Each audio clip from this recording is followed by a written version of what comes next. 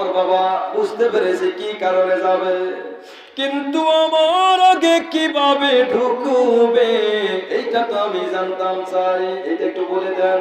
তখন আমার নবী বলেন, একদিন আপনার ঘরে 3 দিন খাবার নাই, আপনার একটা উলনা মুবারক ছিল যেটা আমি হাদিয়া করেছিলাম আপনার বিবাহতে, ওইটা আমার পক্ষ থেকে হাদিয়া দেওয়া হয়েছিল, ওইটা জান্নাতের ওলনা। এই ওলনাটা আপনার ঘরে ছিল, আপনি আলী রাদিয়াল্লাহু তাআলা আনহুর হাতে দিয়ে বলেছেন এটা বাজারে বিক্রি করেন, 5 হইতে 6 দিরহাম বিক্রি করতে পারবেন, এর চাইতে বেশি দুনিয়ার মানুষের মূল্য দিবে না।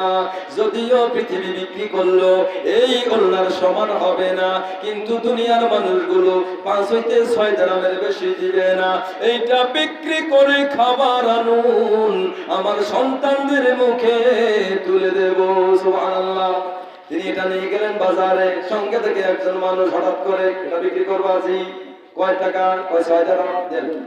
6 দিরহাম নিয়ে বাজারে যাচ্ছে, হঠাৎ করে তিনি দেখতেছে একজন ভিক্ষুক বলতেছে, বাবা বহুদিন কিছু খাই নাই, আমাকে কিছু দান করো। এই যে আপনাদেরকে বললাম 1 টাকার বিনিময়ে 10 টাকা দান করবে আল্লাহ।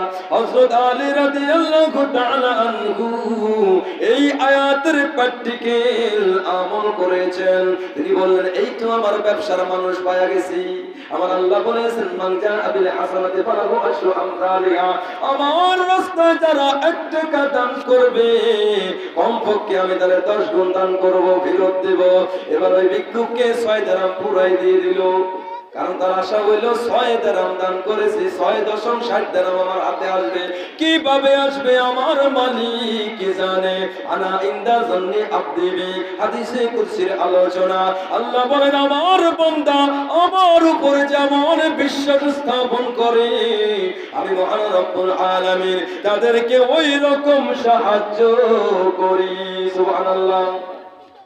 বাসার দিকে যাচ্ছে, দান করে দিছি 6 দিরহাম, ওদের মধ্যে থেকে আরেকজন দাঁড়ায় রয়েছে, একটা লাল উট নিয়ে দাঁড়ায় রয়েছে, বিক্রি করব। হযরত আলী রাদিয়াল্লাহু তাআলা আনহুকে বলতেছেন, এই উটটা কি আপনি কিনবেন নাকি? আলী রাদিয়াল্লাহু তাআলা আনহু বলে, কিনবো, তবে আমার কাছে টাকা নাই। কয় টাকা? আপনি এটা কিনা নিয়ে যান, আমি এলাকায় নতুন, বাজার চিনি না, আপনি কিনা দাম কইরা নিয়ে যান, বাজারে কিনতিয়া বেচা আমার টাকা আমার দিয়ে লভ্যাংশটা আপনি নিয়ে যান। সুবহানাল্লাহ। তিনি বললেন, ব্যবসা তো ভালো, কয় টাকা?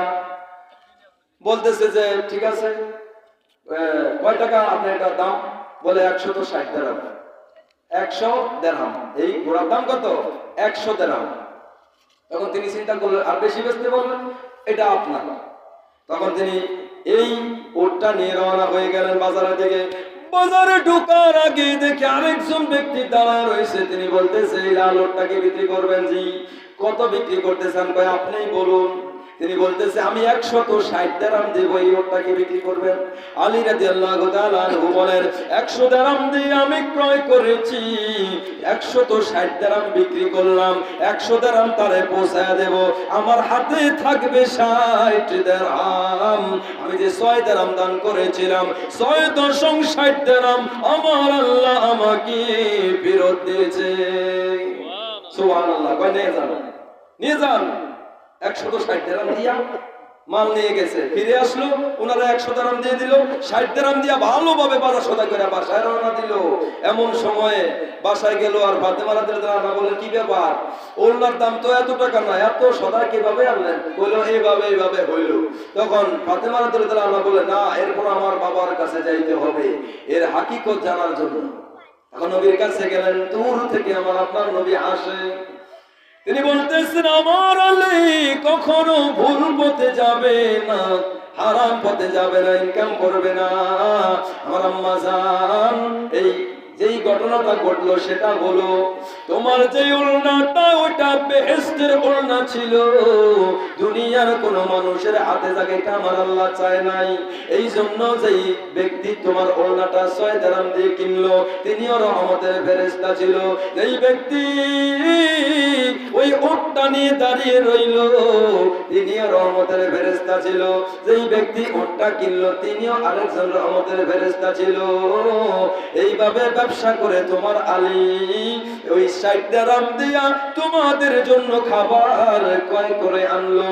আর যেই ওড়নাটা 6 দিরহামে বিক্রি করলো, তুমি যেই জায়গা থেকে ওড়নাটা দিয়েছো আলী রাদিয়াল্লাহু তাআলা আনহুর হাতে, ওই জায়গায় যায় দেখবা তোমার ওড়না ওই অবস্থায় আছে।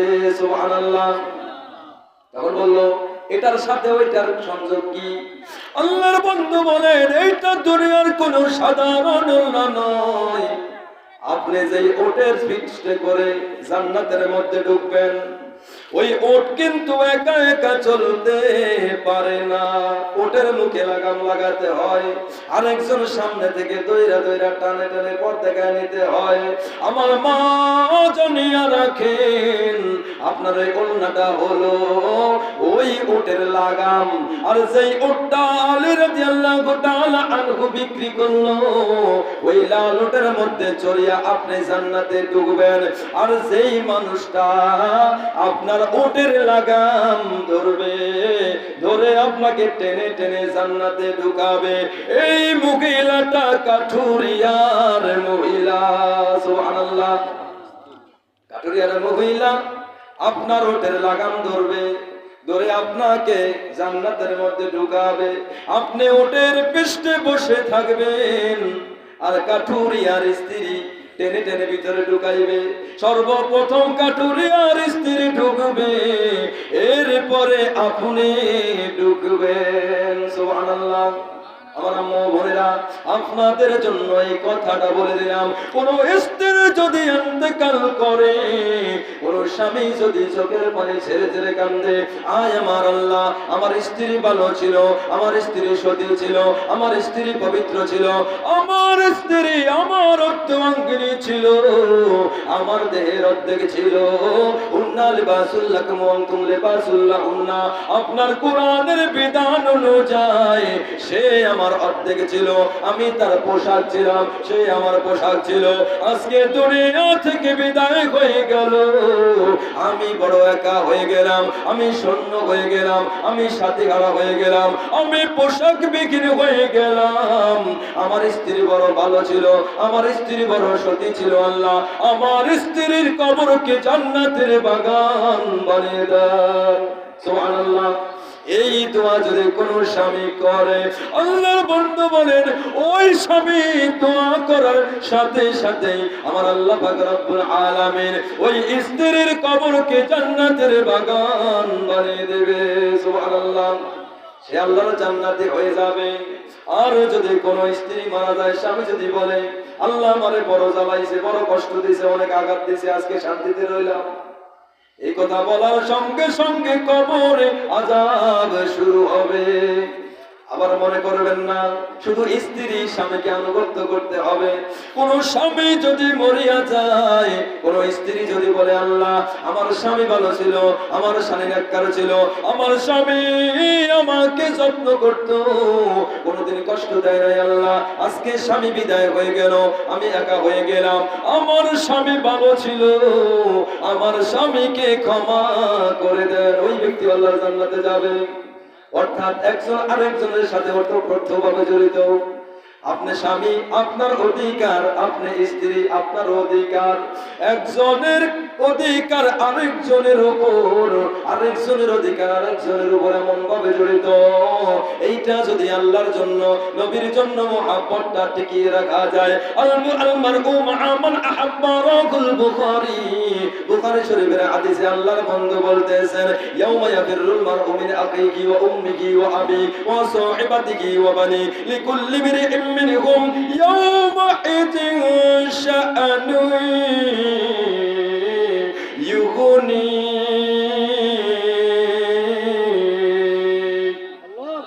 আল্লাহ পাক রব্বুল আলামিন কোরআন শরীফের সূরাতুল আবাসার লাস্টের আয়াতগুলো দিয়ে বললেন, যেই দিন কিয়ামতের দিন মা সন্তানকে পরিচয় দিবে না, বন্ধু বন্ধু বন্ধুকে পরিচয় দিবে না, স্ত্রী স্বামীকে পরিচয় দিবে না, ছেলে বাবাকে পরিচয় দিবে না, একজন আরেকজন থেকে পালন করবে, পালিয়ে বেড়াবে।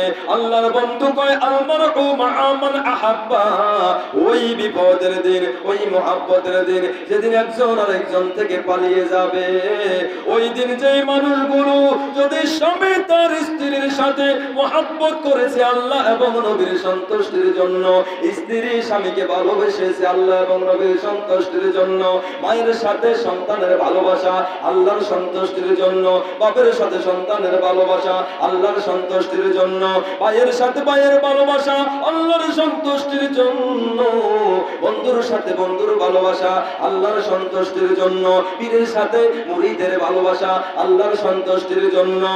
এইভাবে যেখানে আল্লাহর সন্তুষ্ট থাকবে ওই মানুষগুলো কিয়ামতের মহাময়দানেতে একে অপরকে বন্ধু হয়ে যাবে। আর সুরের সাথে সুরের মহব্বত, ডাকাতের সাথে ডাকাতের মহব্বত, মদখোরের সাথে মদখোরের মহব্বত, জিনাখোরের সাথে জিনাখোরের মহব্বত, সুদখোরের সাথে সুদখোরের মহব্বত। এইভাবে গুনাহগাররা যখন মহব্বত করবে, এরাও কিয়ামতের দিন একজনকে দেখে আরেকজন পালায়া দৌড় দিবে যে এর লগে গুনাহ করছি, এর সাথে যে দেখা না হয়। আমার আল্লাহ বলে যতই চেষ্টা করো আজকে পালিয়ে যাইতে পারবে না। আলমারউ মা'a মান আহাব্বা, দুনিয়াতে একসাথে জিনা করেছো, আজকে একসাথে হাসর হবে। আর আল্লাহর সন্তুষ্টির জন্য যারা জীবন কাটিয়েছিল, স্বামীর সাথে স্ত্রীর মহব্বত, স্ত্রীর সাথে স্বামীর মহব্বত আল্লাহর সন্তুষ্টির জন্য ছিল। আল্লাহর হাবিব বলেন আলমারউ মা'a মান আহাব্বা, এদের সাথেও হাসরে আমার আল্লাহ সাথী বানিয়ে দিবে, একসাথে হাসর হবে, একসাথে জান্নাতুল ফিরদাউসের মেহমান হবে। সুবহানাল্লাহ। তাহলে নবী চিনি এখনই শেষ আলোচনা, কি কোন বাবারা আর সামনে নিব না। আমার নবীজির মায়া মমতা নিয়ে আমার নবীর একটি কাসিদা বলবো, এরপর আমরা দাঁড়িয়ে নবীকে সালাম দেব। কি বলেন? ও গো কামলে ওয়ালা अपने मदीना वाला, ओ गो कामले वाला अपने मदीना वाला। বাবারা কবির মনোযোগ, কবির রাতে আমার নবী কিন্তু আমাদেরকে দেখছে। চক্ষু বন্ধ করে নবীর মহব্বত নিয়া অন্তরের অন্তঃস্থল থেকে একটু উচ্চ আওয়াজে এটাই শেষ কাসিদা, এটাই শেষ কাসিদা। এটার পরে আর আমরা আলোচনা সামনের দিকে নেব না। কি বলেন?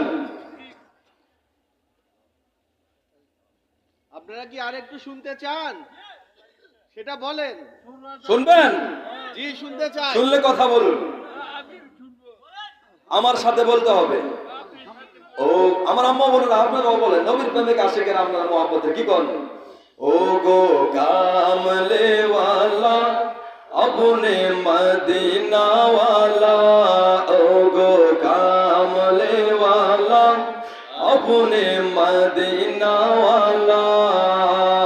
আপনার জন্য জগৎ উজালা, কামলে वाला अपने मदीना वाला, ओ गो कामले वाला अपने मदीना वाला।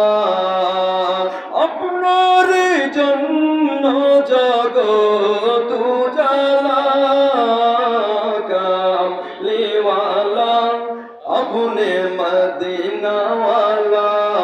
अपने नूरे नबी अपने दानेर ছবি, अपने नूरे नबी अपने दानेर ছবি। আপনার নূরেতে জগৎ উজালা, কামলে वाला ओ गो मदीना वाला, ओ गो कामले वाला अपने मदीना वाला। अपने नयনের তারা, अपने হৃদয়ের সারা, अपने নয়নের তারা, अपने হৃদয়ের সারা। আপনার দরুদ পড়ে ও আল্লাহ তাআলা কামলে ওয়ালা अपने मदीना वाला ओ गो कामले वाला अपने मदीना